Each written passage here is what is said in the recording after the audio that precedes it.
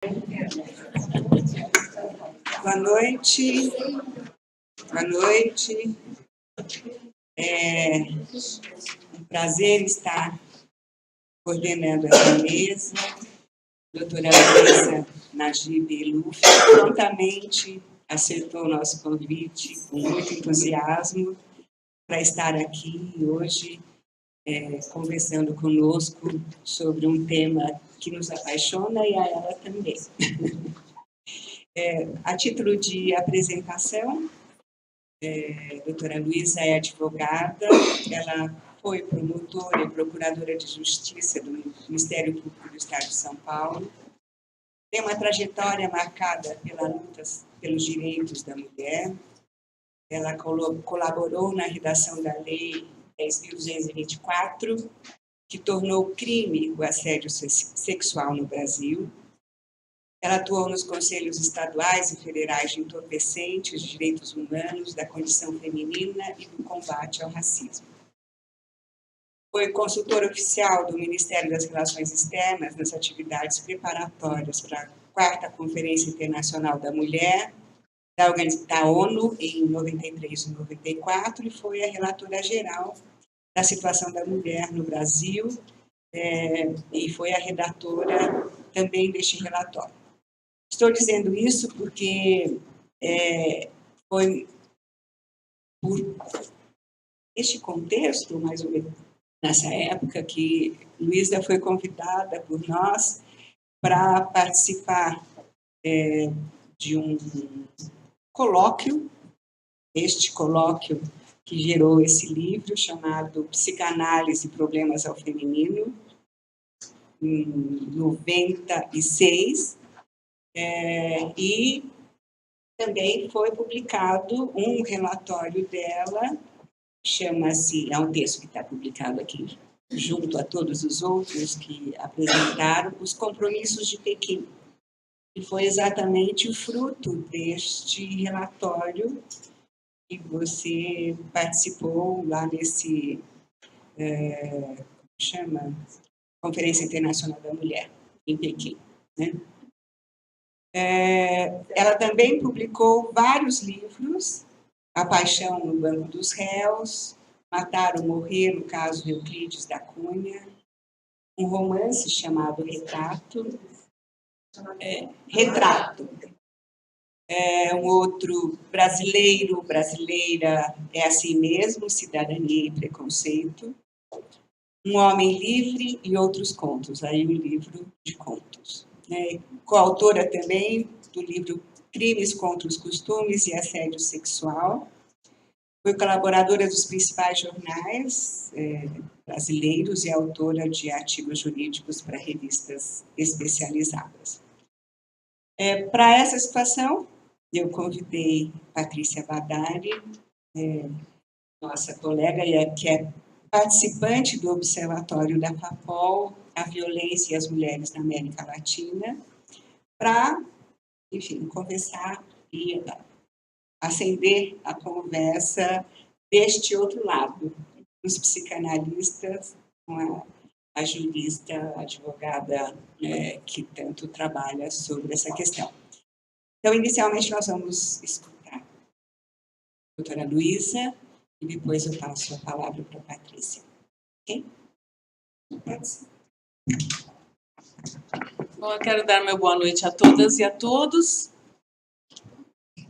e dizer que é uma felicidade para mim ter vindo aqui. Eu sempre gostei demais dessa área de compreender a mente, essa área com a qual vocês lidam, psicanalistas, tentando resolver as questões de cada um e as questões também da sociedade como um todo.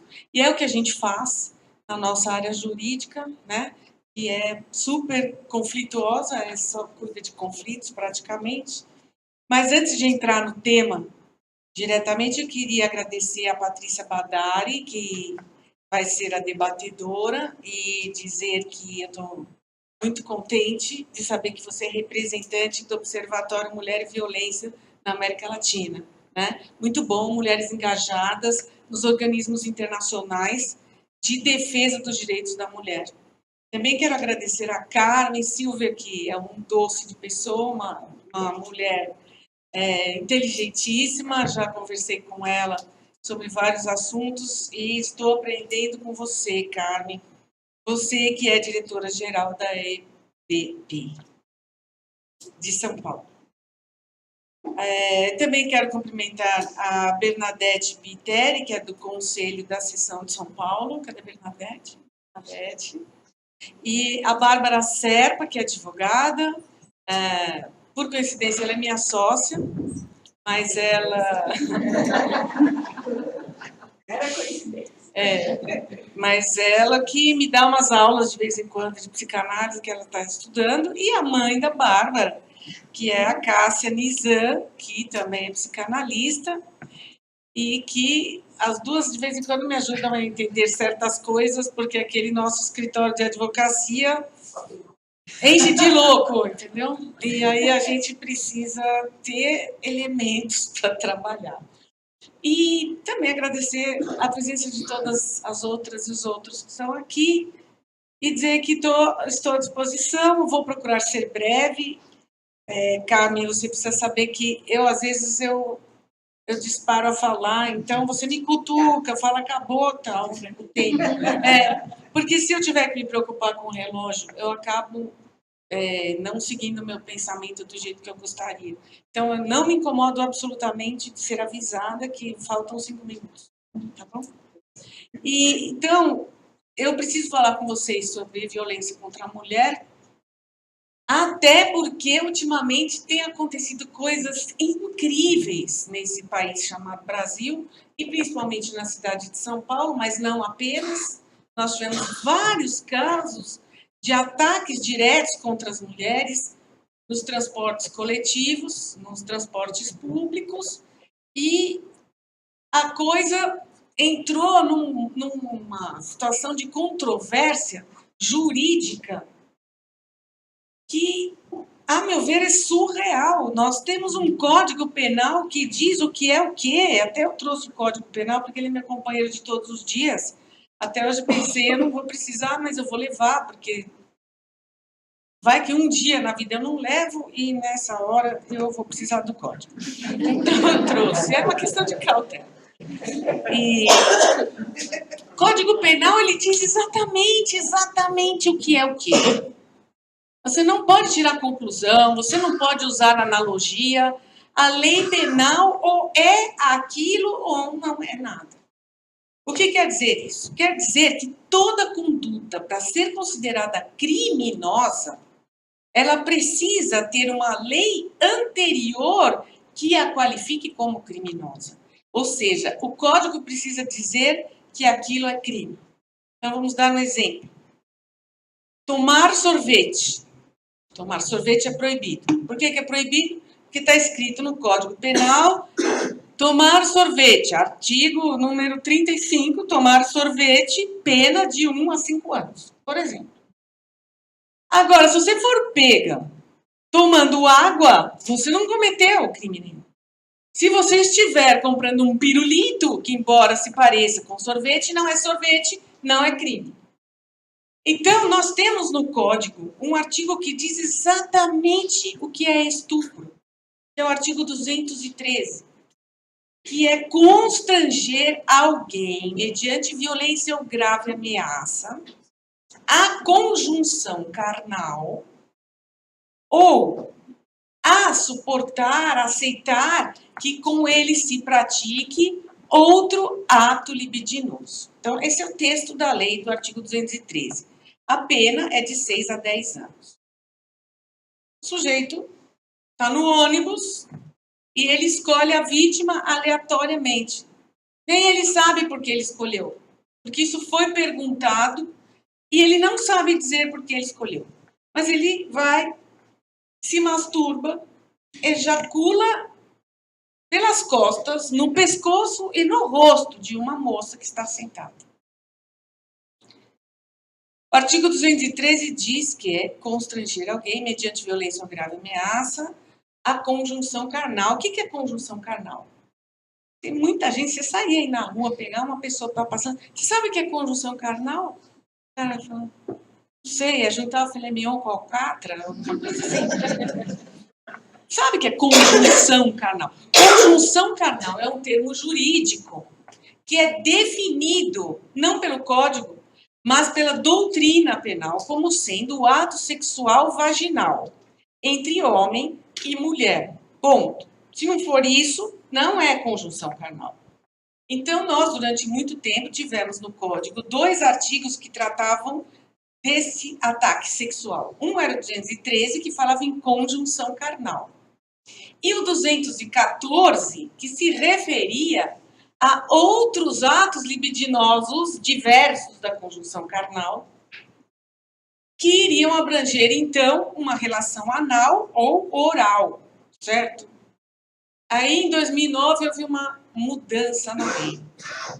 E veio lá uma outra lei, que é a Lei 12.015, de 2009, fez alterações nos artigos que cuidavam dos crimes sexuais e colocou as duas condutas no mesmo artigo. Então, aí vem a conjunção carnal e vem ou há outro ato libidinoso. E por que ficou essa confusão legal? Porque o legislador de 1940, porque esse código é de 1940, ele não é moderno, ele não consegue falar o nome das coisas. Então, eles têm uma vergonha total. Eles falam em conjunção carnal para não falar uma relação vaginal. Não pode falar. Eles acham que morrem de horror de ter que falar essas coisas numa reunião dentro de um congresso. Congresso Nacional, que faz lei, estou falando. Né? Então, eles usam subterfúgios e tal. Então, fala, outro ato libidinoso seria uma relação anal ou uma relação oral. Mas quando você não diz o que é uma coisa, você diz que uma coisa é não ser outra coisa. Então, ele não está dizendo o que é o ato libidinoso. Ele está falando que é um ato que não é a conjunção carnal. Mas que não é a conjunção carnal pode ser qualquer coisa. Pode ser um beijo, né? Aí vem a jurisprudência, porque assim, você vai aplicar a pena de estupro para alguém que deu um beijo, é um exagero, porque a pena de 6 a 12 anos e ainda é crime hediondo, que tem um rigor maior no cumprimento da pena. Então, a jurisprudência diz, só é ato libidinoso o beijo lascivo. É o tempo do código. Não, é de dar risada. É uma coisa. Aí você vinha e fala, mas esse beijo foi lascivo, não foi lascivo? Esse beijo foi com isso ou com aquilo, sabe? E fica aquela confusão. E no fim, a jurisprudência diz que é o beijo lascivo, você pode passar 2, 3, 4, 5, 10 meses discutindo com o juiz se foi lascivo, o que nós vamos fazer, onde que nós vamos enfiar esse negócio. E no ônibus é a mesma coisa. Por quê? Porque, em vez de falar que estupro é uma relação sexual mediante violência ou grave ameaça, que se configure sexo anal, vaginal ou oral. Ponto, não tem ou outra coisa. Ou abraço. Abraço é o quê? Chupada no pescoço é o quê? Eu já tive esse problema no tribunal, discutindo, porque é a minha cliente não, porque agora eu tenho cliente, mas quando eu era procuradora eu não tinha cliente.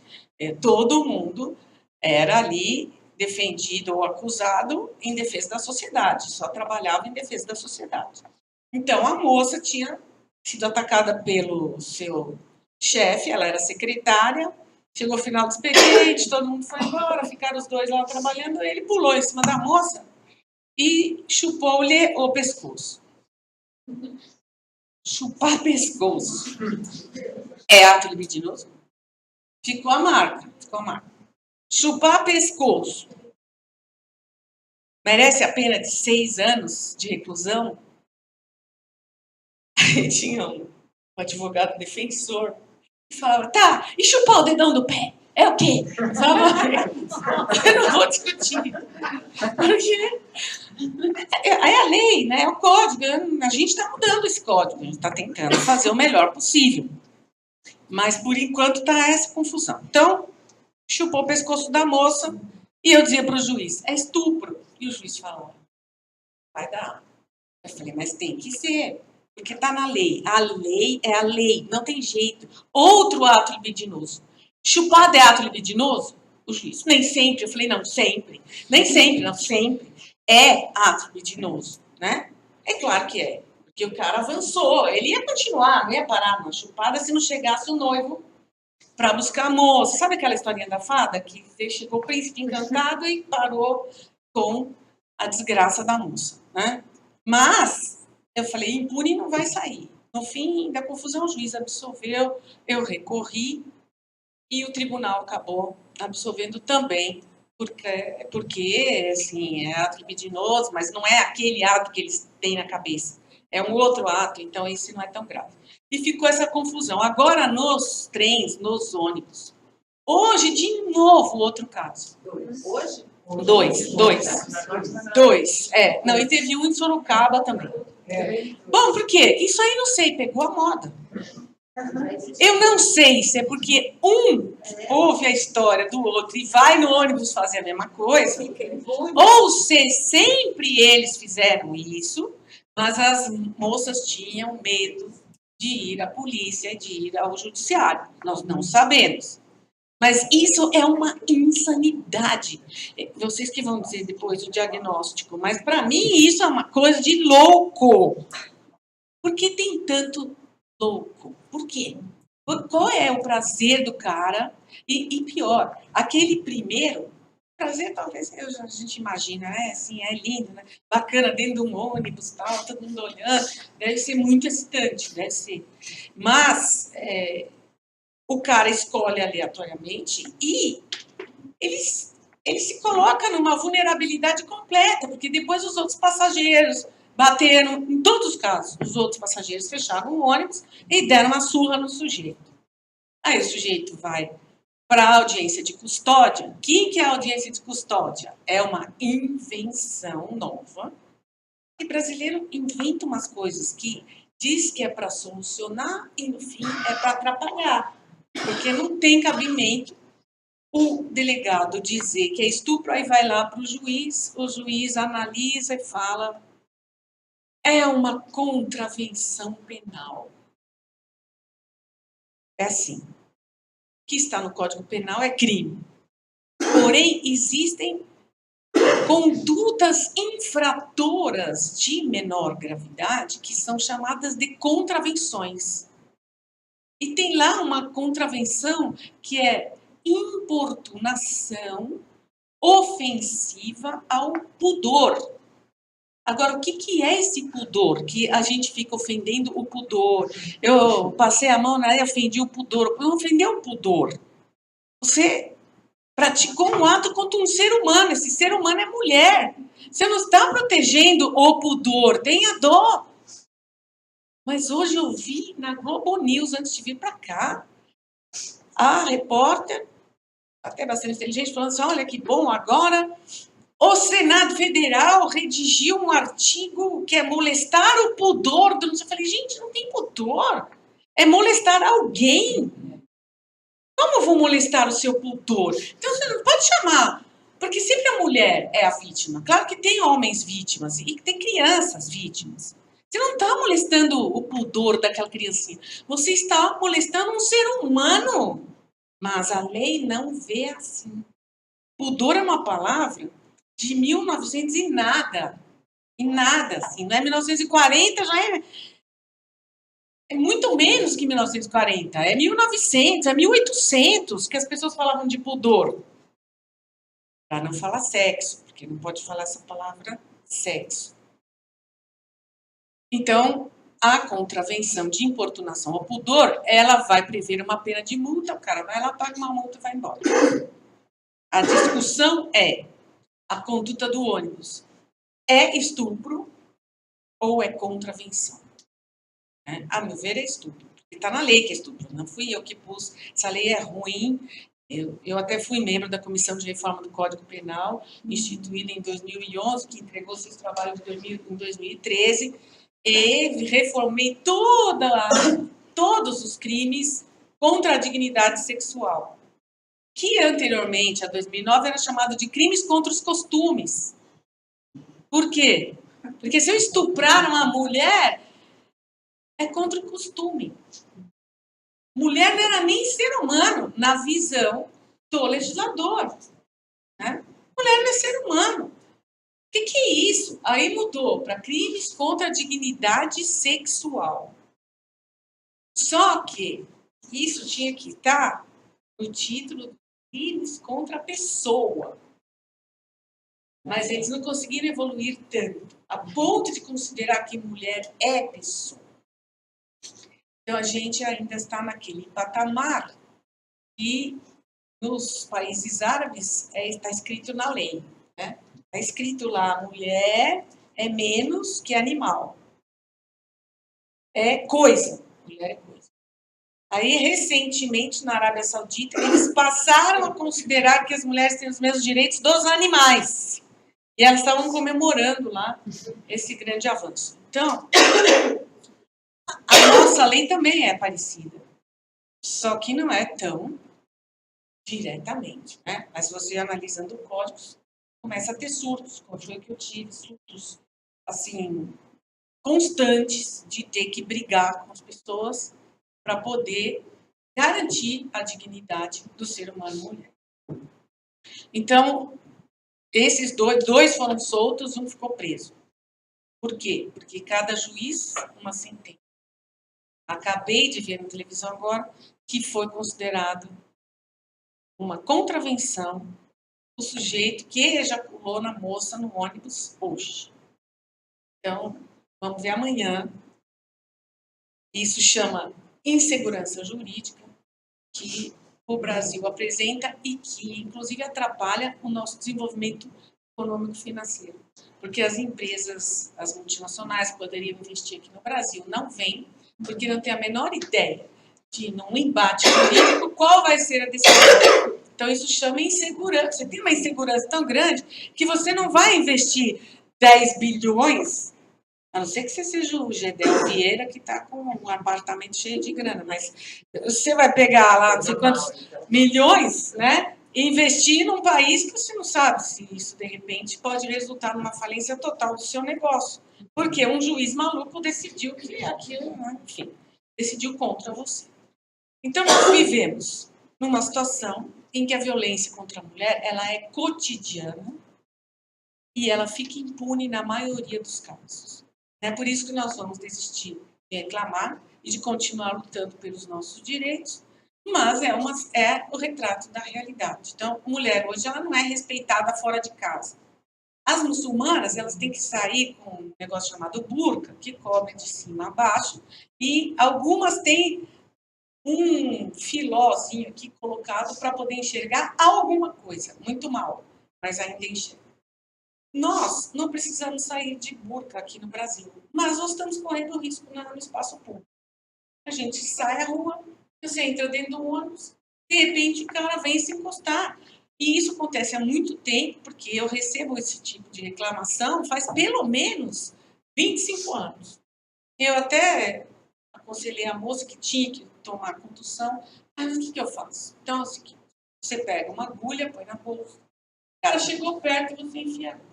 Chegou perto, você enfia a agulha. Você vai ver que vai dar certo. E deu.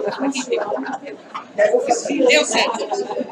O que eu quero dizer com isso? Né? Além da piada, porque eu sempre procuro deixar mais light um pouco essa desgraça toda que eu estou contando aqui. Que a mulher não é um ser indefeso, incapaz e que sempre vai perder na queda de braço. Não é isso. Porque teve uma do metrô, eu até procurei falar com ela, porque o sujeito, então, estava no metrô lotado, ele começou a se esfregar. Ela o que fez? Tentou passar entre os passageiros para ir se distanciando dele, só que ela passava e o cara passava atrás. Ele ia junto, ele ia junto, ele ia junto. Aí, de repente, ela sentiu uma coisa, se virou e ele tinha posto o pênis para fora. Aí, o que aconteceu com ela? Não sei se vocês isso saiu em todos os jornais. Desmaiou. Ela desmaiou. De olhar. Então, de duas, uma. ou ela está traumatizada, com um medo tão insuportável, que ela olhou para o pênis, e em vez da inveja do pênis, veio o medo do pênis, e ela desmaiou. A segunda hipótese. O pênis era horroroso.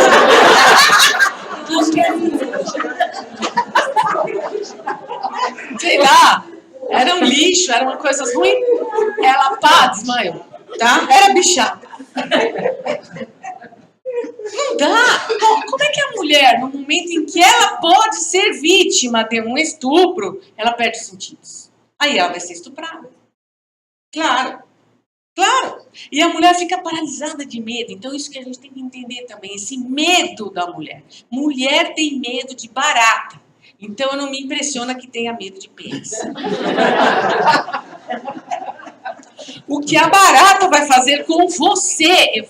Eu já vi várias cenas de mulheres aos berros subindo em cima da mesa porque tem uma barata no chuveiro. Ok. O que a barata vai fazer para você? Ela nem morde. Se fosse o mosquito da zika, do dengue, do não sei o quê. Mas a barata é a barata que causa o pavor. Não. Por que esse pavor? Porque as mulheres têm muito medo, desde pequenas, esse medo é incutido, pela família. E até alguns dias atrás eu estava conversando com uma amiga minha, empresária, e ela no telefone, atendeu um telefonema da filha e falava: não toma táxi porque eles estupram. Olha, cuidado, não sai à noite, senão eles estupram. Eu falei: pô, você está criando uma filha completamente traumatizada. Não é assim. Eu vou contar para vocês uma coisa muito desconhecida da população. O espaço público, ele não é tão perigoso para a mulher como ele é para o homem. Porque a mulher morre, a mulher é estuprada, a mulher é espancada, a mulher é traumatizada, xingada, explorada dentro de casa.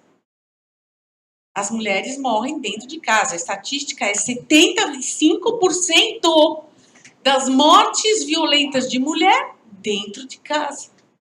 Agora, 80% das mortes de homens no espaço público. O homem não morre dentro de casa. Ele morre na rua, porque ele entra na briga, ele está no bar, ele bebe. Ou quantos eu já vi que tiveram problema no trânsito, uma coisa tão ridícula, cortou a minha frente e o cara sai com uma arma. Vai com uma arma. Do carro dele vai matar, porque você me ultrapassou. Como? Eu, o grande motorista, eu, o próprio Ayrton Senna incorporado, e você passando na minha frente? Essas coisas causam a morte do homem. Então eu digo para ela, falei para amiga, o seu filho também estuda à noite? Estuda. Então você tenha medo por ele, mas não põe esse medo na cabeça da sua filha, porque com ela não vai acontecer. Porque mulher morre em casa. É o marido que assassina, é o filho que assassina, é o padrasto, é o vizinho, não importa, mas é o ambiente doméstico que mais martiriza a mulher. Estamos falando de morte, mas não é só morte. Estupro, o Brasil é campeão de estupro. Nós somos o 4º país no mundo, no ranking mundial de violência doméstica. É o 4º em 85 países. Portanto, nós estamos muito mal na fita. Muito mal. E as famílias são hierarquizadas. O IBGE chegou em casa e falou assim: quanto ganha o chefe da família? Eu falei: quem que é chefe da família para você? Aí ele falou: quanto ganha o seu marido? Eu falei: quanto ganha meu marido? Não é da sua conta. Mas eu também queria que você escrevesse aí que meu marido não é o chefe da família. Ele falou: dona, eu não posso discutir isso aí. Eu estou com um formulário para preencher isso, entendeu? Eu falei: entendi. Vai embora com o seu formulário que vai dar tudo errado esse negócio que você está perguntando. A sua estatística não está correta.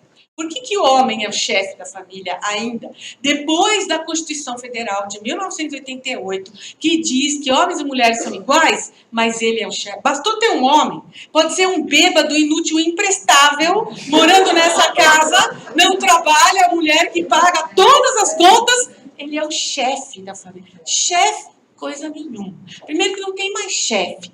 Família é família. Quem é menor de idade obedece os pais. Quem não é cada um para si. Não, porque se a mulher tiver um homem do lado, ela é menos do que ele, não importa. Ela é menos.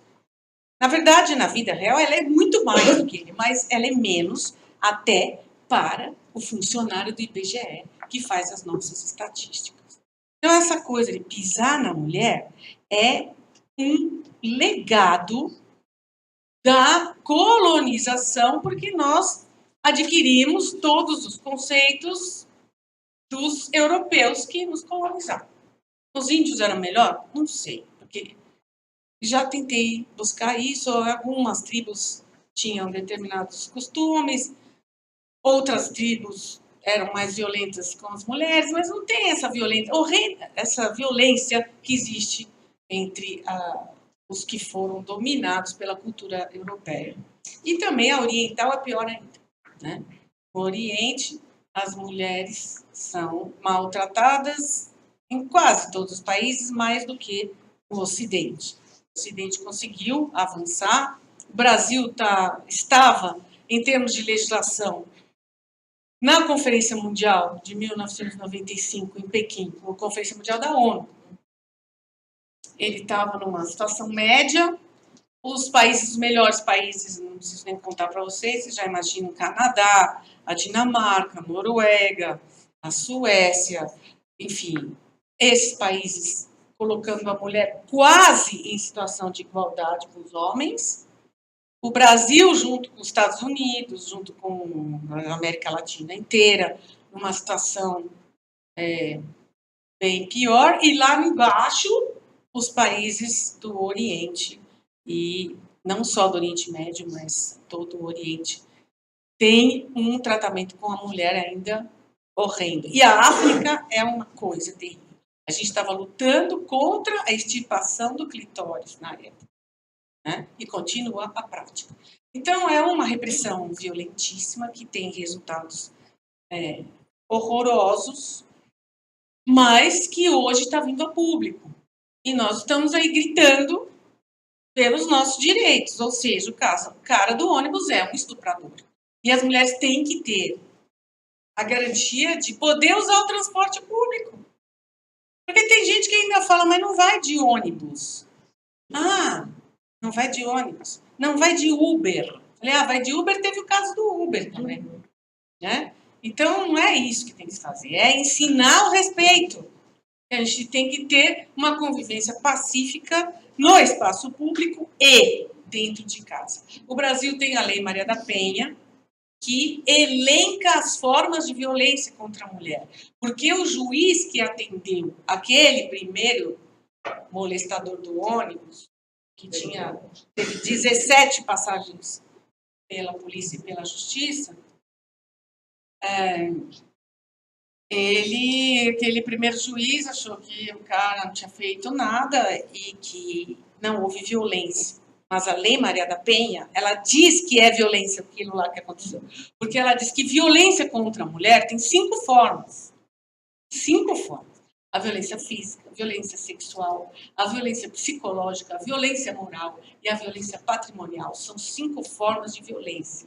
Qualquer uma dessas violências tem respaldo legal e tem a proteção das delegacias de defesa da mulher. Pelo menos violência moral, pelo menos violência psicológica. Aconteceu com aquela moça.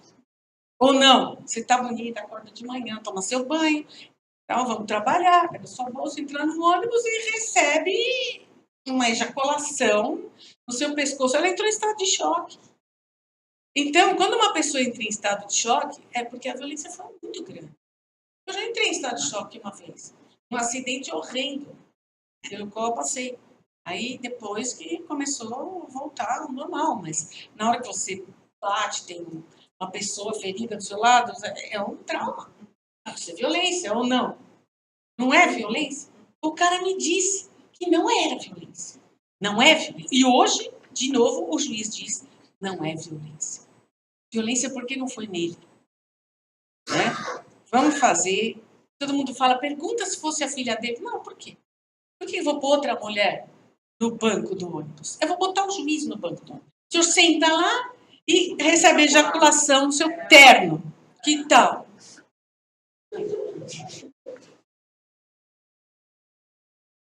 Mas eles não têm essa capacidade. Ou então, o que aconteceu? Existe essa identificação do juiz, por ser homem, com o agressor que é homem. Porque não tem como superar a maldita guerra dos sexos. Né? E um quer dominar o outro, na verdade, o homem querendo sempre dominar a mulher. E essa coisa chega no assassinato, que é... O Brasil também campeão mundial de feminicídio. O feminicídio existe desde 2015 no país. Antes era chamado de crime passional. Eu escrevi um livro só sobre crimes passionais, se chama A Paixão no Banco dos Réus. Né? No começo do século passado, todos os homens que matavam suas mulheres por ciúme eram absolvidos. Absolvidos. Legítima defesa da honra. Quer dizer, da honra. Não existe no Código Penal legítima defesa da honra. Existe, sim, crime contra a honra. Mas legítima defesa é só física, pessoal ou de terceiro. É legítima defesa da vida. Mas o que acontece? A mulher é suspeita de traição. Como a mulher não pode fazer sexo, a nossa sociedade é assim, mulher não pode fazer sexo. E homem tem que fazer sexo. Ah, mas hoje eu não estou com vontade. Mas tem. Mas por quê? Porque é homem. É homem. Porque se a mulher der sopa e você não for lá, você é um banana. Outro dia eu falei, tenho um filho que é muito namorador, sabe? Namorador. Aí eu cheguei para ele e ele, mãe, tô cansada, a noite passada foi puxada.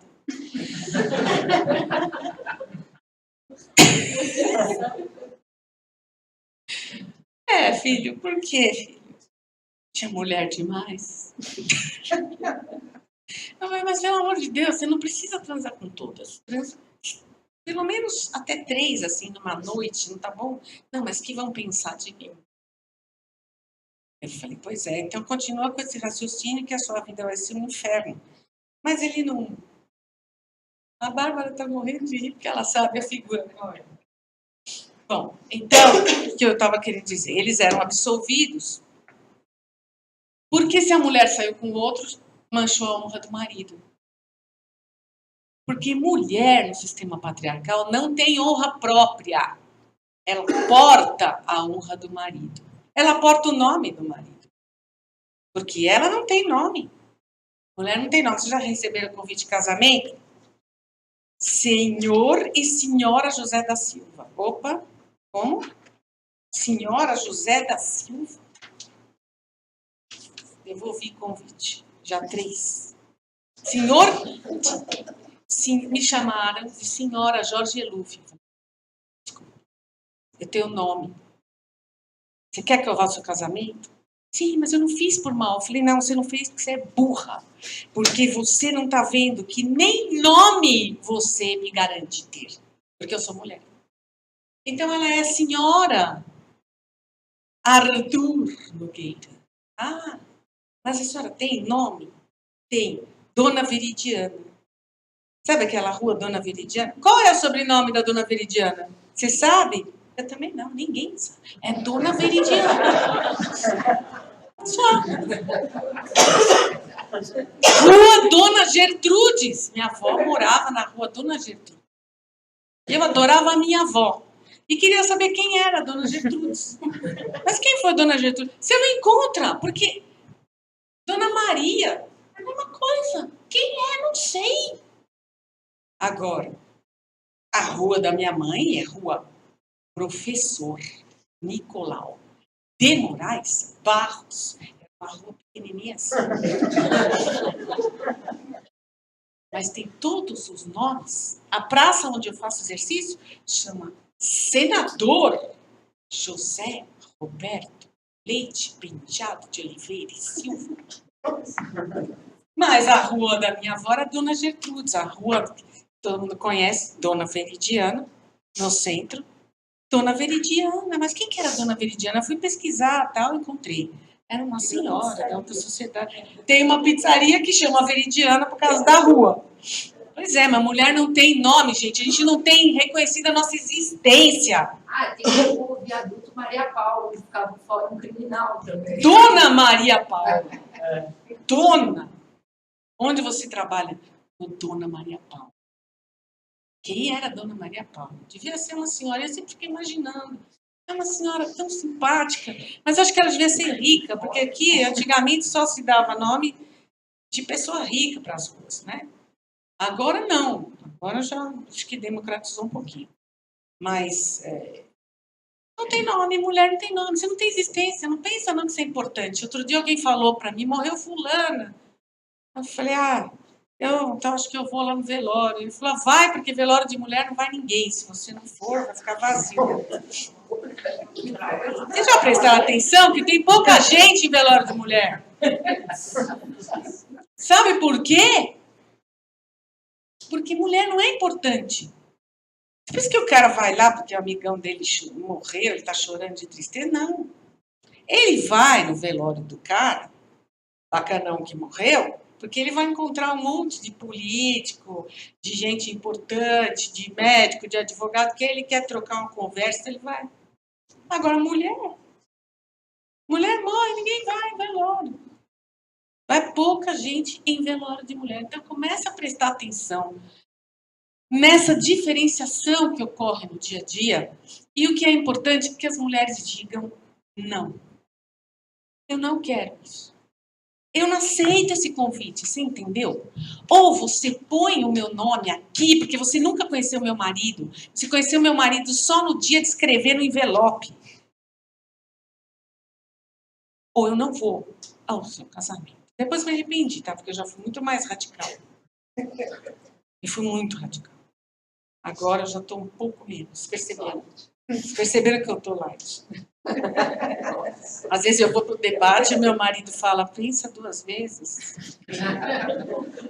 Ele sempre me conhece. Não, e ele fala assim, hoje você não vai falar de fidelidade. Eu falo para ele, eu vou falar. Sabe por que eu vou falar de fidelidade? Eu estou terminando já, né? Fidelidade é o conceito que usam para nos amordaçar, para nos prender, para nos dominar. Porque só mulher tem dever de fidelidade, homem não tem. Mas o meu marido, ele me prometeu fidelidade. Prometeu, não vai cumprir. Não vai nem morto. Porque eles sabem que isso é uma mentira contada para as mulheres. Mulher tem que ser fiel. Homem nunca foi, jamais será fiel. Então, vamos acabar com essa história de fidelidade. Tem que acabar isso. Acabar. Tem nada que ser fiel. Fiel por quê? Pra quê? O que acontece se não for fiel? Eu acho que essa fidelidade é uma coisa ridícula. E, coitadinho do meu marido, se preocupa, porque ele fala assim, todo mundo vai achar que você sai por aí com Deus e o mundo. Eu saio com Deus e o mundo e fica mal para ele, não para mim, né? Para mim já começou mal, porque eu sou mulher, então tudo fica mal para mim. Para ele, daí fica mal, porque ele fala, às vezes eu estou conversando lá na OAB, que eu faço muita palestra na OAB, e ele fala, de novo você vai falar de fidelidade. Sim, sabe por que eu falo de fidelidade? Primeiro, porque eu cansei da hipocrisia. Segundo, porque a verdade nua e crua, e nós temos que falar a verdade. Nós não podemos continuar mentindo. É que não existe fidelidade. Fidelidade é uma invenção para agrilhoar as mulheres. Só para isso. Porque o sultão tinha 50 mulheres no harém. É a história de 1001 Noites. 50 mulheres no harém. Mantinha todas elas presas e todas elas sendo vigiadas pelos eunucos, que olha que maldade com os coitados Vida, olha que história. É uma história abominável essa Mil e Uma Noites, né? Eu li tudo 10 vezes. Só para ficar mais nervosa e daí ficar mais inteligente, porque de vez em quando eu fico irritada, a minha cabeça funciona melhor. E aí, então, o sultão resolveu sair, largou as moças lá, com os eunucos. Só que elas, que não são bobos, o sultão foi embora, elas chamaram um monte de gente, e tava lá aquela festa maravilhosa, todo mundo transando com todo mundo, mas sempre tem um dedo duro que foi atrás do sultão na estrada e contou que as mulheres dele estavam todas se divertindo lá no harém. Aí o sultão volta. Vocês leram esse livro? Quem leu Mil e Uma Noites? Tem histórias macabras. Ele volta, mata todas as mulheres. Todas as mulheres, todos os homens que estavam com elas, todos os escravos, todo mundo, acabou. Mas ele não ia ficar sem casar, ficar sem mulher, isso ele não queria. Então, instituiu lá uma novidade no reino. Ele se casava todas as noites com uma virgem. Então, ele escolhia a virgem. Lembra da história da virgem? Tinha que ser virgem para casar? Vocês lembram disso daí? Essa coisa horrível! Eu olhava para minha tia de 60 anos solteira, quando era pequena, eu falava, eu não acredito, gente. Ela nunca. Aí eu fui perguntar. Ela não quer me falar a verdade mesmo, né? Ela falou, não, eu nunca casei. Eu falei, não perguntei se você casou. Mas tudo bem, deixa eu ver. Então, o sultão escolhia a menina, maravilhosa, bonita, virgem, dormia com ela na noite de núpcias e mandava matá-la no dia seguinte. Ele começou a matar todas as mulheres. Essa é a história. Matava, olha que história linda. Olha que lindo livro. Todo mundo, Mil e Uma Noites, a coleção toda dourada. Para ler lá que matavam mulher feita mosca e que isso era lindo. Eu falei, não é possível que essa história é linda. Essa história é um nojo. Mil e Uma Noites é um horror. Até que casa com Sherazade. Tal. Mas porque ele matava? Para não ser traído, quer dizer, preventivo, assassinato preventivo. Eles estavam um pouco na frente aqui dos brasileiros, que matavam a posteriori. Eles matavam antes, para evitar que alguém dissesse que o cara foi traído. Porque ser traído era uma vergonha para o homem. Tinha que andar com a galhada na cabeça, por isso que chama corno. Sabia? Que no Brasil, nas ordenações filipinas, tinha lá uma determinação que o homem traído pela mulher que não a matasse, teria que colocar chifres na cabeça e andar com chifres pela rua. Era a pena aplicada. E no direito romano, Código de Justiniano, se o marido surpreendesse a mulher com amante, tinha que matar os dois, porque senão ele seria morto. A pena para ele seria a pena de morte. Então, é essa a nossa herança. É isso que nós carregamos nas costas. Nós, mulheres. Né? Nós não temos nada, não somos nada, não podemos ser nada, não podemos exercer a nossa sexualidade e sem sexo a vida não vale a pena. A vida é um inferno, porque fazer sexo é um impulso, é um direito, é uma necessidade. Todo mundo tem isso. Tem gente que fala que não tem, porém eu não acredito. Mas aí vocês que vão me contar se é verdade ou não. Hã? Teria que acreditar. Tem gente que fala, não, eu não ligo para isso. Então, ok. Mas é como você ter que dormir, ou você ter que comer. Se a gente tivesse esse controle sobre tudo que acontece no nosso organismo, no nosso corpo, toda essa nossa determinação que vem dos genes que mandam você comer, que mandam você dormir, que mandam você transar, já teria extinguido a nossa espécie. Nós descendemos, alguns dizem que dos Homo sapiens, outros dizem que do Homo erectus, né? E eu estou lendo um livro agora que chama Sapiens, e fala que nós descendemos do Homo sapiens. Eu não sei direito ainda de qual Homo, que é a nossa linhagem, mas que é um Homo que transa pra caramba, porque senão estava extinta a espécie. E nós estamos com 7 bilhões de pessoas no mundo. Então, 7 bilhões não pode ser só homem transando. Eles têm que transar com mulher. Certo? para ter filho, porque senão não tem filho. E as mulheres têm o mesmo impulso e têm que ter o mesmo direito. Então, tudo pega na sexualidade, é tudo uma questão de essa mulher é minha e só vai transar comigo e vai transar quando eu quiser. E quando eu não quiser, não vai transar com ninguém e vai ser minha escrava. Então, é como você escraviza um ser humano na sua casa. É isso. O homem manda, a mulher obedece e nós hoje estamos aqui protestando contra essa situação, mas também tornando essa situação mais evidente a fim de que possamos lidar com o problema e superá-lo. Eu quero dizer que o livro aqui, A Paixão no Banco dos Réus, tem 15 casos de homicídios passionais. O que é o passional? É o que mata por ciúme. Eles não precisam nem ter certeza que a mulher traiu, basta suspeita. Mata. Né? Aí era absolvido até mais ou menos 1970. Aí teve um júri, que foi o júri da virada. Quem pode me dizer qual foi esse júri? Quem? Fala alto. Ângela Diniz. Quem que matou Ângela Diniz? Mas como ela falou primeiro, ela ganhou o livro. Depois eu vou dar para você, tá? Assim, no final, porque eu não gosto de sortear. Eu gosto de dar livro por merecimento. Pergunta, respondeu, mereceu. Então, o Doc Street, que era aquele playboyzão, bonitão, todas as mulheres do Brasil estavam apaixonadas pelo Doc Street. Ele aparecia na televisão todo dia. E durante o julgamento, ele pegou um bom advogado. Quem foi advogado do Doc Street? E agora? Também não tem mais livro. Mas tem um romance, o retrato está aqui também. O advogado do Doc Street foi Evandro Lins e Silva, um dos maiores criminalistas do Brasil, papapá, com quem eu briguei, quase briguei de me atracar com ele, porque a mulher dele tinha que andar a 2 passos atrás, não podia nem andar do lado.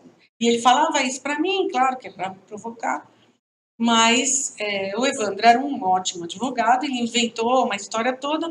No primeiro julgamento, absolveu o Doca. Para não dizer que absolveu, ele condenou mais a 2 anos por excesso na legítima defesa e com sursíquias. Ele não pegou pena nenhuma. Aí as mulheres foram para a frente do fórum e gritavam pela condenação. Doc Street, no primeiro julgamento, quando ele sai do julgamento, carregado nos ombros da multidão, porque aqui qualquer idiota vira herói, né?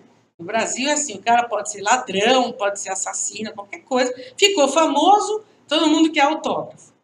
Aí o Doca saiu e perguntaram para ele, mas Doca, mas por que você matou a Ângela? O que ele respondeu? Lembra? Você lembra, Bárbara? O que ele respondeu? Isso, eu matei por amor. Pô, quem ama não mata. Não existe matar por amor. Existe matar por amor? Vocês que entendem, né? Já tá não. Vocês que entendem a mente humana, não existe. Então, o que aconteceu? As mulheres, no segundo julgamento, houve recurso do Ministério Público, as mulheres foram para a porta do tribunal e gritavam do lado de fora, quem ama não mata, quem ama não mata. E foi o nosso, eu digo nosso das mulheres, foi o nosso lema e continua sendo até hoje. Ele foi condenado e a partir daí só houve condenações, quer dizer, algum caso de absolvição. Mas agora não pode mais matar a mulher, quero avisar vocês, se acontecer alguma coisa, se alguém tiver essa ideia, não faça, porque vai ser condenado, tá? Aqui no Brasil, agora, a gente garante a condenação, no mínimo, 12 anos, e normalmente chega a 20 anos de prisão. Muito obrigada a todos vocês.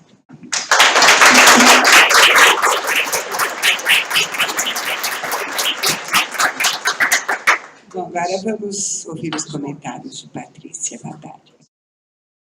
Tarefa difícil essa. Eu agradeço imensamente a doutora Luísa Eluf, porque traz o vivo dessa questão para a gente. Né? E o vivo, e traz questões que nós também temos nos perguntado. Quer dizer, no mínimo 2 questões que a senhora coloca, que é desses dois hoje, né, 3 casos, né, de ejaculação no ônibus. Quer dizer, por quê? Virou moda? Quer dizer, é uma pergunta que a gente tem que se fazer. E todas dizem, o que é violência? Né? Então, agradeço imensamente sua palavra, o seu vivo e tomar essa causa para trazer a discussão. Agradeço também à diretoria da IBP São Paulo por essa iniciativa, quer dizer, essa iniciativa nos permite poder conversar, sobretudo com a doutora Luísa e Luffy, o que a gente tem trabalhado dentro do Observatório Violência às Mulheres na América Latina. E eu queria tomar 2 pontos a partir dessas questões que a senhora coloca, e trabalhar e dizer um pouco, primeiro, o que é a violência, né? Não só, porque também se fica no debate aí, o que é a violência juridicamente, né? Bom, ato libidinoso, matar é mais violento ou menos, quer dizer, pôr em questão esse termo violência, gostaria um pouco de trazer algumas questões sobre isso, que eu também me coloco, que a gente se coloca no observatório, e depois entrar propriamente na questão da violência contra as mulheres, né? Mas eu acho importante a gente discutir um pouco esse termo e a violência, que existe desde sempre, não é algo novo, né? Não é algo do contemporâneo, existe na civilização, é inerente ao laço social. Diferente, eu anoto, faço algumas anotações, porque senão eu me perco um pouco nas conversas, e eu queria um pouco dividir essas anotações com vocês. Então, também podemos dizer que a violência também é inerente à relação com o outro. Né? O amor, o ódio, a ignorância está posta nessa relação com o outro. Ou seja, é inerente, por exemplo, na relação com o outro, a ideia de fusão que a gente vê no amor. Né? É inerente também a eliminação da diferença absoluta quando a gente vê isso no ódio. Ou também é inerente a essa relação dizer, não, essa diferença não existe, né? A santa ignorância, não quero saber de nada disso. Quer dizer, admitir que o outro é radicalmente outro, ou rechaçar esse outro, está posto cotidianamente para o sujeito na civilização. Ou admite que existe um outro radicalmente diferente, ou rechaça isso.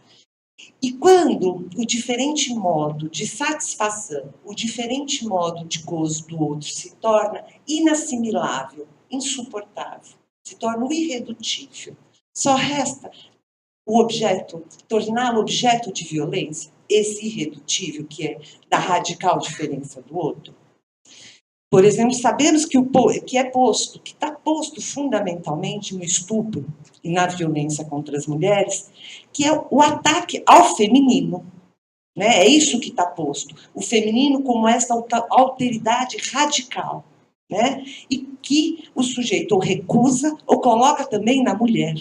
Né? Quer dizer, é radicalmente esse ataque ao feminino, que se deposita no corpo da mulher, mas que é a alteridade radical para todo sujeito, seja ele homem ou mulher.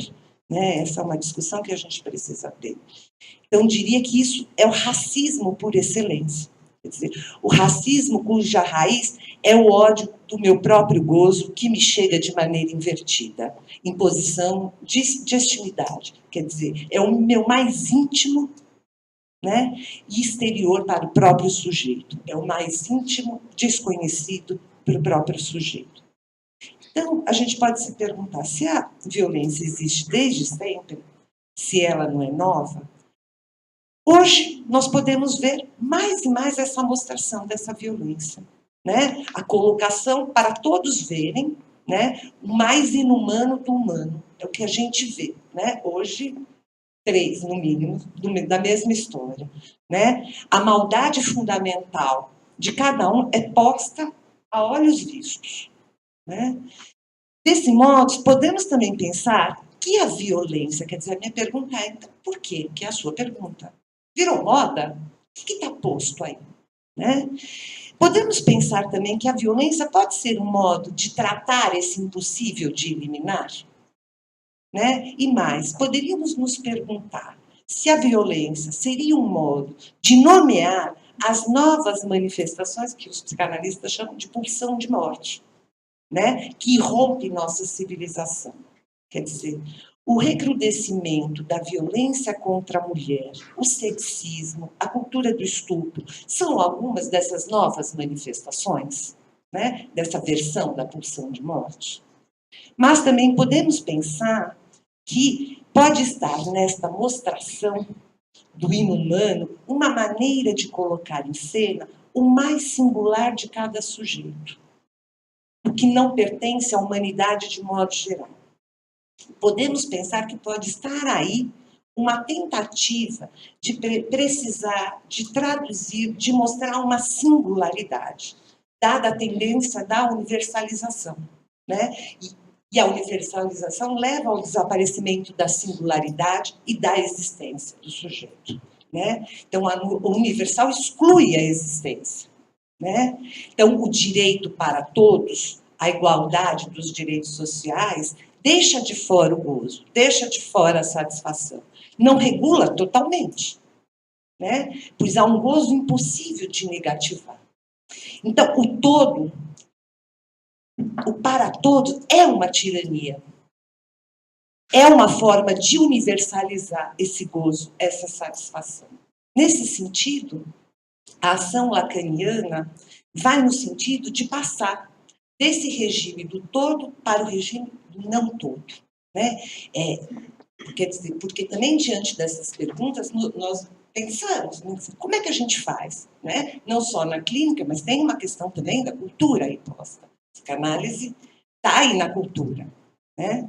Quer dizer, a ação lacaniana visa a separação do outro totalizador e as invenções singulares que um sujeito, seja homem ou mulher, constitui para se virar com esse irredutível, né? E aí, nesse ponto, eu quero entrar mais especificamente nessa relação da violência e as mulheres, na violência contra a mulher e também a violência cometida pela mulher, né? A gente também tem casos aí. Então, eu abro um ponto que para nós é fundamental, que é falarmos sobre as vítimas, sejam aquelas que são violadas e também os violadores, né? Eu acho que é uma discussão que a gente precisa ter. Muito recente, o ano passado teve uma conferência de uma colega da gente, francesa, Marie-Hélène Brusman, psicanalista, em Guayaquil, no Equador, e ela traz uma precisão que isso me orientou muito, inclusive. Uma das questões é como é que a gente conversa com as outras áreas, com a cultura, né? E ela dá uma orientação para falar sobre esse tema. Ela diz: precisamos separar a violência de toda moralização. Né? Eu acho interessante, sobretudo esse debate que a gente tem tido no observatório, é separar isso de toda moralização, né? Para poder, de fato, pensar essas questões que são pertinentes. Né? E, por exemplo, podemos nos perguntar o que está colocado na dita chamada cultura do estupro, né? Isso ficou muito comum. Estaria aí, nessa cultura, uma tentativa de normalizar o estupro e a violência sexual? É uma pergunta que a gente também precisa se fazer. Essa prática da cultura de estupro acontece com frequência, sobretudo entre jovens, mas não só em jovens, né? É uma consequência da nossa época, né? O imperativo é gozar mais, transar mais, ter várias relações sexuais, quer dizer, é uma consequência do imperativo goze mais, mais, mais, mais. As práticas sexuais desses jovens muitas vezes se sustentam no uso das drogas, viagras, álcool, mas parece que isso não basta, né? Então, por que há cultura do estupro? Né? Apesar de toda a evolução do humano, apesar da igualdade sexual, apesar dos direitos adquiridos. Quer dizer, por que ainda há? Que é a sua pergunta, por que isso ainda acontece? Né? E com maior frequência do sujeito ir ejacular dentro disso. Na medida em que a ordem jurídica acolhe práticas e gozos que antes eram segregados, se requer transgressões cada vez mais violentas. A cultura do estupro volta porque a igualdade de direitos e a igualdade sexual não recobre o campo sexual, E isso retorna cada vez de forma mais violenta. E é o que a gente vê. A violência contra a mulher cada vez vem de forma mais violenta. Quer dizer, o movimento feminista trouxe os avanços e as conquistas, né, para as mulheres. A doutora Luísa trouxe uma série de leis que vieram e garantiram esses direitos, a Lei Maria da Penha, a Lei do Feminicídio, está trabalhando também sobre o crime de molestação para introduzir também aí no novo Código Penal. Quer dizer, nós tivemos avanços sociais, culturais, jurídicos, no que diz respeito à violência contra as mulheres. No entanto, ainda vemos diariamente nos meios de comunicação. Hoje, então, eu tinha ouvido só 2 casos. Na Folha de São Paulo, hoje também saiu uma matéria que os estupradores têm usado os aplicativos de namoro para estuprar as mulheres. Hoje, eu vi 3, a sua é a 4ª. Veja, isso prolifera. Ouvimos, sobretudo no último mês aí também, né, que um homem matou sua esposa, esquartejou, né, a cada vez e de forma mais bárbara. Mas também, ultimamente, a gente tem ouvido, esse último mês eu fiquei muito atenta ao jornal e a gente via que esses homens, vários homens, notícias, matou a esposa, namorar e depois se suicidou. Quer dizer, no último mês tivemos acho, uns 3, 4 casos aí. Começou com um aqui em Perdizes, enfim. Quer dizer, a gente precisa também se perguntar do que se trata aí. O que estaria colocado aí, né? Precisamos ver caso a caso, né? Mas também podemos nos perguntar, que é a sua pergunta, virou moda ou trata-se de uma epidemia?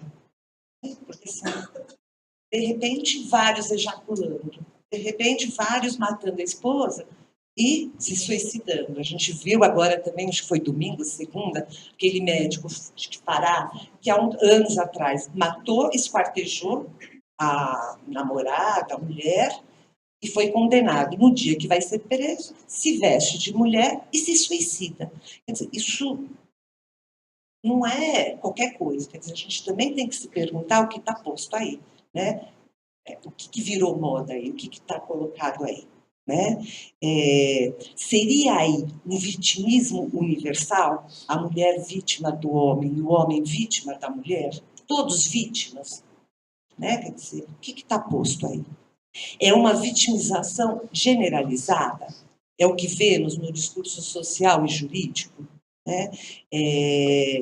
Nós vemos inúmeras instituições, organizações aí de proteção às vítimas. Quer dizer, a gente vê essa proliferação aí na sociedade. Tem um texto de um colega nosso, Miquel Bassos, que atualmente é o presidente da Associação Mundial de Psicanálise, que se chama Vitimização, que ele traz essa questão, né? Quer dizer, ele traz como se não bastasse a vitimização primária do acontecimento, que é traumático, que é delitivo, quer dizer, é um trauma, né? Uma vitimização primária. Vemos uma vitimização secundária, a partir do discurso social, familiar e jurídico. Quer dizer, ele vai trabalhar que saída para essa vitimização generalizada, né? E ele vai trabalhar, ele dá indício de resposta para isso. Ele vai dizer, trata-se mais de desvitimizar a vítima, sendo esta a primeira forma de dar a essa experiência traumática, porque é traumática, a dignidade de ser falante. Quer dizer, se só colocamos o selo vítima, nós calamos o sujeito, né? Ou seja, uma primeira operação que precisamos fazer é tratar a posição de vítima sem redobrar a vitimização, né? Quer dizer, inclusive porque alguns sujeitos, esse significante vítima pode localizar o sujeito e ajudar a nomear algo para o sujeito, a gente sabe disso, né? E para alguns sujeitos, a partir desse significante vítima, ele pode tomar o lugar da palavra, poder vir falar. Só para fechar, a gente em 2016 também, que também foi muito noticiado, aquele caso de estupro coletivo, uma jovem de 16 anos no Rio de Janeiro, né? Quer dizer, e a gente viu também nas mídias a peregrinação dessa jovem que ela precisou fazer para denunciar tal abuso, né? E é interessante, quer dizer, foi importante que ela fez essa peregrinação para ir lá e denunciar o abuso, né? Isso também marca que ser vítima não é o mesmo coisa que se identificar como sujeito na posição de vítima, né? Podemos dizer que nós não conhecemos nada desse sujeito, né? Ouvimos falar na imprensa, não é um sujeito em análise, a gente não sabe as coordenadas do gozo dela, das escolhas amorosas, não sabemos nada desse sujeito. Mas, apesar de não sabermos nada sobre essa jovem de 16 anos, podemos afirmar que há uma diferença radical e juridicamente estabelecida. Acho muito interessante. O Código Penal está lá dito, né? Assim, está aqui escrito. Então, assim, há uma diferença radical entre estupro e o fato de um sujeito, seja ele homem, mulher, adulto ou adolescente, consentir de transar com uma ou várias pessoas. O sujeito pode consentir em transar com uma ou várias pessoas. Quando ele não consente, é estupro. Isso está, inclusive, na jurisprudência. Quer dizer, o ato sexual consentido, mesmo que isso implique o sujeito alienado aos ditames de sua experiência de gozo, mesmo que ele esteja alienado ao discurso social, é diferente do ato do estupro, no qual o consentimento falta. Então, me parece importante a gente começar a trazer o que é radicalmente diferente, quer dizer. E no caso de um estupro, tomar o lugar também da palavra. Podemos dizer que denunciar tal abuso, né, já poderá ser uma operação de separação, né? Separação desse outro devastador que é para o sujeito. Fazer falar algo do que a pulsão tende a silenciar. E, inclusive, o social tende, a universal tende a silenciar. Então, me parece que o ato de denúncia pode estar o índice de uma cessão dessa posição, né? De gozo pulsional, de gozo silencioso, para o sujeito tomar a palavra. Então, eu acho interessante a gente começar a tomar esses, digamos, ditos fenômenos culturais, quer dizer, a gente também tem, eu escrevi um texto também, acho que no ano passado, a dita vingança pornô, quer dizer, a gente também tem que se perguntar o que está colocado na vingança pornô, né? Sobretudo entre os jovens, termina o namoro e põe as transas, as fotos, degrada, né? Eu levanto uma hipótese pegando um texto do Freud, a vingança pornô seria uma das formas da degradação da vida amorosa hoje. Mas, enfim, são discussões que eu agradeço imensamente estar com a possibilidade de vir aqui discutir, né, esses textos e leituras e discussões que a gente tem feito no observatório também.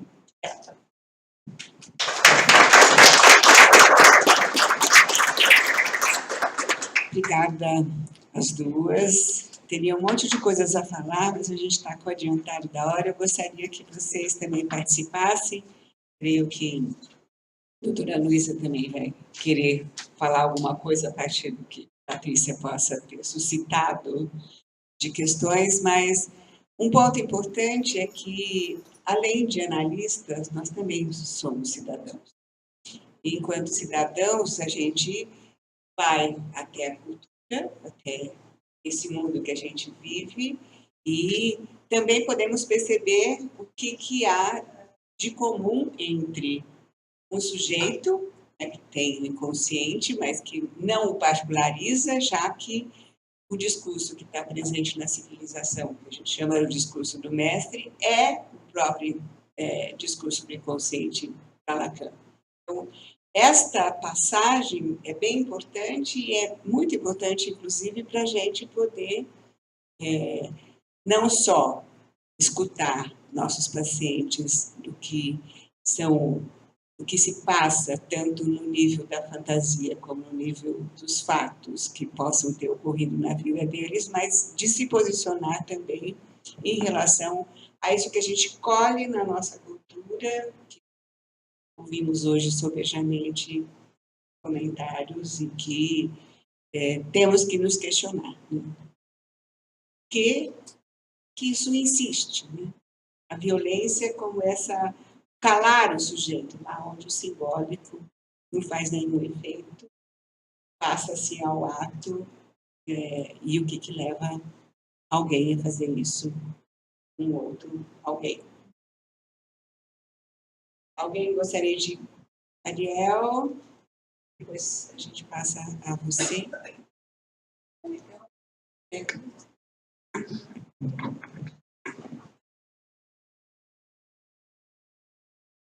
Bom, em primeiro lugar, cumprimentar as mulheres da mesa, pela mesa, enfim, é o mínimo. Queria perguntar, doutora Luísa, 3 perguntas. Por que o Brasil é campeão de feminicídio, também em relação aos homossexuais, aos transexuais? Por que essa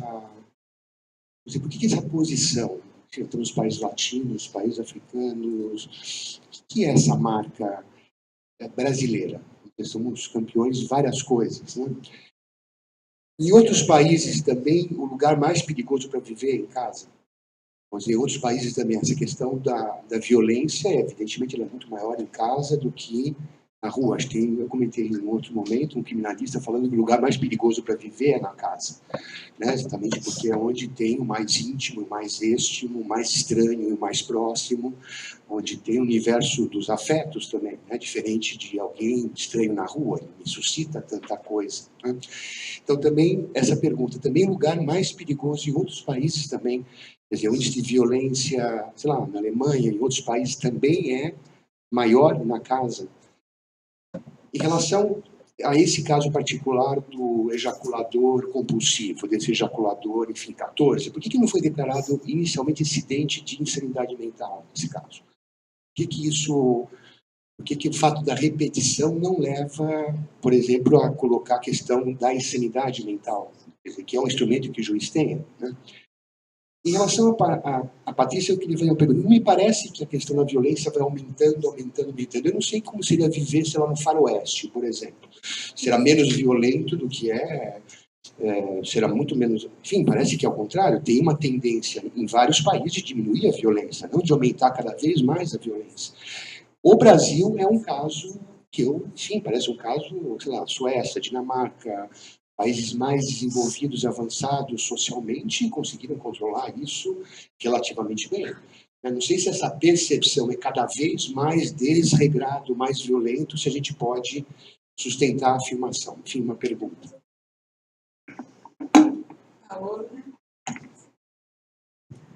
Na verdade, não era uma pergunta, era... Pode puxar? Aqui. Ela está preferindo responder.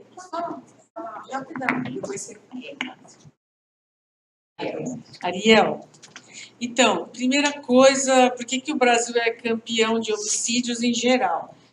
Não apenas o feminicídio, mas também esse ódio, né, aos homossexuais, um ódio aos transexuais também. O que eu vejo no Brasil é que é um país que não entendeu direito a sexualidade, não aceitou, não assimilou os valores positivos da sexualidade e tem uma reação de fobia e de ódio também. É um ódio muito grande, que a gente não sabe de onde brota esse ódio. Mas a gente vê que algumas religiões, principalmente os evangélicos, eles cresceram muito com o ódio dos homossexuais. E sai desse corpo que nos pertence, o diabo, tal, e faz o cara virar heterossexual. Eles dizem isso. Então, não pode ser homossexual, como se eles tivessem alguma coisa a ver com a vida do outro, como se eles pudessem regular os desejos da humanidade. A Igreja Católica também é opressora, mas novos valores que foram trazidos para o Brasil pioraram a situação. Eu atribuo muito a essa questão evangélica. Eu acho que não sou contra religião nenhuma, todas as religiões têm que ser aceitas, etc. Sim, mas você não pode incitar ao ódio. E existe incitação ao ódio. Né? Inclusive, contra as seitas africanas. Eles também fazem um trabalho para que haja o ódio à macumba, aos macumbeiros, ao candomblé, a tudo isso.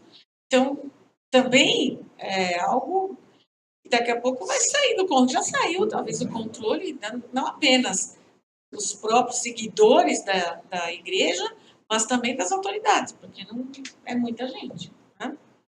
Com relação à violência doméstica, sim, em outros países também, onde há muita violência contra a mulher, essa violência é praticada em casa. E a ideia da Lei Maria da Penha foi uma imposição do exterior para o Brasil, né? Que no Brasil se chama Maria da Penha a lei, porque o Brasil não pune devidamente os agressores, e no caso da Maria da Penha, ele estava absolutamente impune. Fazia 10 anos que ela tinha sofrido a segunda tentativa de homicídio por parte do marido, e o cara estava lá, vivendo livre, leve, solto, sem que nenhuma providência tivesse sido tomada pela justiça. Né? Então, com a interferência da Organização dos Estados Americanos, houve uma sanção ao Brasil e uma obrigação de que o Brasil editasse uma lei que protegesse as mulheres da violência doméstica. Aí, no final, porque não foi instaurado incidente de insanidade, eu vou lá perguntar para o juiz também, porque não é possível, sabe? É uma coisa que está tão evidente. Tinha. Ele recebe o caso do ponto de vista. Todo mundo sabia que ele já tinha praticado isso 16 vezes antes. 16 passagens anteriores. Agora, por que mandaram ele para casa, eu não sei. Mas sei que o pai dele foi entrevistado e falou, não, meu filho tem que ficar preso. O bem dele, a mãe também falou. E no fim ele pediu também, falou, então me prende porque eu não consigo. Né? Mas isso é uma falha da justiça. Não era para ser assim. O juiz podia ter perfeitamente tomado a providência, dizer, não, isso aqui é um estupro, vou mandar instaurar incidente para fazer o laudo psicológico, psiquiátrico dele, e aí depois dar uma destinação para esse cara. Mas não, é muito mais fácil você falar, olha, foi uma mera contravenção, vai para casa e não vem aqui sobrecarregar nosso sistema. Mas eu vou ter que... Você não vai falar? Não, Então, só um breve comentário. Sim, um breve comentário. A partir do que a Patrícia colocou e da uma pergunta de onde vem tanto ódio. Né? Umas pequenas localizações, quer dizer, tanto o amor quanto o ódio são estruturais. Então, qualquer tentativa de normativização disso, ela é necessária do ponto de vista de um contrato social, mas ela já tem um impossível de dar conta. Esse é o primeiro ponto que me ocorre. Entendo a questão da mulher, dos trans, enfim, como você até colocou, de que encarnam essa diferença. E se a diferença, então, é algo ameaçador, a resposta é a distinção da diferença. E isso tem uma sutileza, porque quando a gente luta, eu estou usando o termo luta mesmo, de briga, de lutar politicamente por igualdade de direitos, é fundamental e é o básico, do meu ponto de vista. Mas não há igualdade entre as pessoas envolvidas nessa disputa de direito. O homem e a mulher precisam ser iguais perante a lei, mas mantendo uma diferença na subjetividade como eles circulam, enfim. Daniela?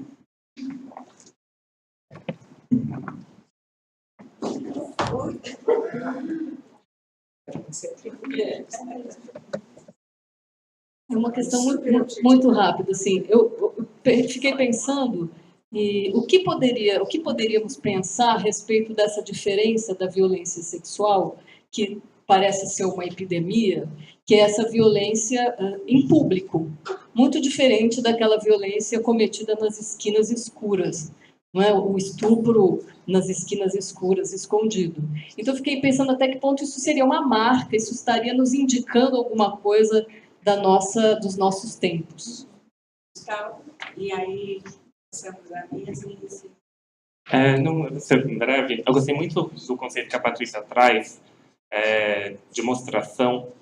Eu acho que tem muito a ver, né, com essa epidemia que a gente está falando, porque eu penso um pouco também com o avanço, né, quer dizer, da luta das mulheres, de todas as outras minorias, quer dizer, de uma certa forma houve um certo desvelamento também, quer dizer, de todo esse semblante do masculino. Quer dizer, esse aumento também da violência hoje como uma resposta também, quer dizer, a essa própria luta. É muito interessante isso que você traz da mostração. E que tem a ver um pouco também com o que a Bruce trabalhou, né, da performance. Quer dizer, acho que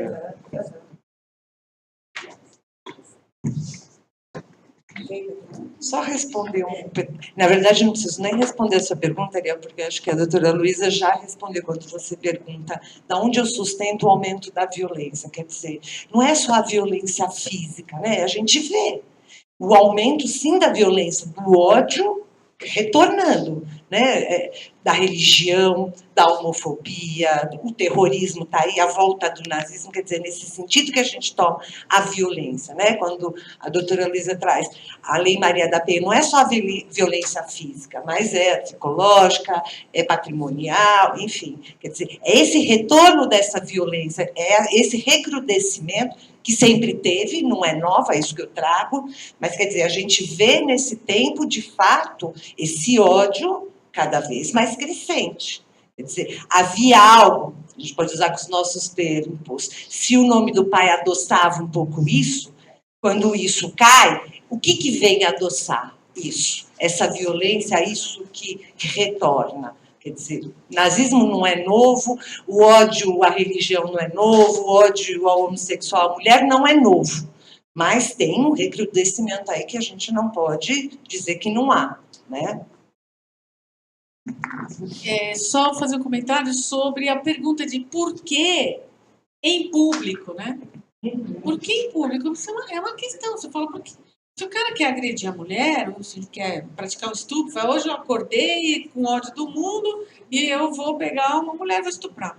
Por que ele vai no ônibus, umas 50 pessoas dentro do ônibus, e vai fazer a coisa em público? Né? Eu até fui procurar algumas leituras aí para ver se encontrava alguma coisa, e o que eu vi foi uma tentativa de explicar, no sentido de que hoje o mundo é uma aldeia global, tem 7 bilhões de pessoas e você é um ninguém na multidão. Então, que esse tipo de ataque também traz consigo uma necessidade de dizer, olha, eu estou aqui, eu existo, olhem para mim, né? Preciso que vocês me vejam também. Então, se vocês não vão me ver, eu vou fazer um negócio aqui completamente maluco para vocês prestarem atenção em mim. E, da mesma forma, ele está cheio de ódio do mundo, né? A gente sente que é uma coisa super agressiva. Ele vai lá e faz em cima da pessoa que está arrumadinha, está indo trabalhar e tal. Então, eu acho que tem algo a ver. Não é fácil você viver na multidão. Quando a gente viu aquele filme Blade Runner, que eu acho um dos filmes mais incríveis que eu já assisti, do Ridley Scott, e ele mostra o futuro como vai ser, e eu olhava aquelas ruas e falava, será que vai ser isso mesmo? Multidões de pessoas passando, multidões, e tudo muito escuro, né? E é uma coisa que retratava um futuro muito mais próximo do que na época eu conseguia avaliar. Mas é isso que nós somos uma multidão quase perdida, porque é difícil achar nosso rumo dentro desse caos que a gente vive, desse monte de gente, e não temos para onde ir, ninguém olha para nós, assim, muitas pessoas devem sentir exatamente isso. Ninguém me vê, eu sou um transparente, então eu quero deixar de ser. E como saiu no jornal, eu acho que um influencia o outro a fazer. É como a história do suicídio, que no Brasil é proibido divulgar o suicídio de qualquer pessoa. Você não pode publicar, os meios de comunicação. Por que é proibido? Para não incentivar novos suicídios. E também tem um lado muito negativo, que é você não saber o que acontece e não conseguir tratar essa sociedade de uma maneira mais adequada, porque você ignora o número elevado de suicídios que acontecem aqui. Não, tudo que é mais jovem, nós somos. Bom, eu só queria dizer uma pequena coisinha. O Lacan já dizia em televisão que o racismo iria aumentar, no sentido de se localiza no outro, e com isso a segregação.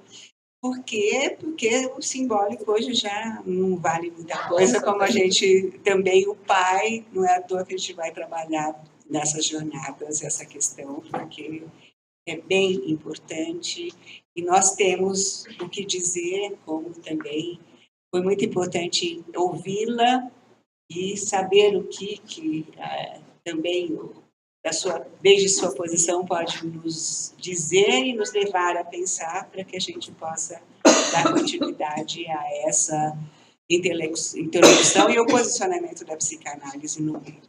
Eu agradeço muitíssimo e agradeço a todos a presença e as questões e a conversa.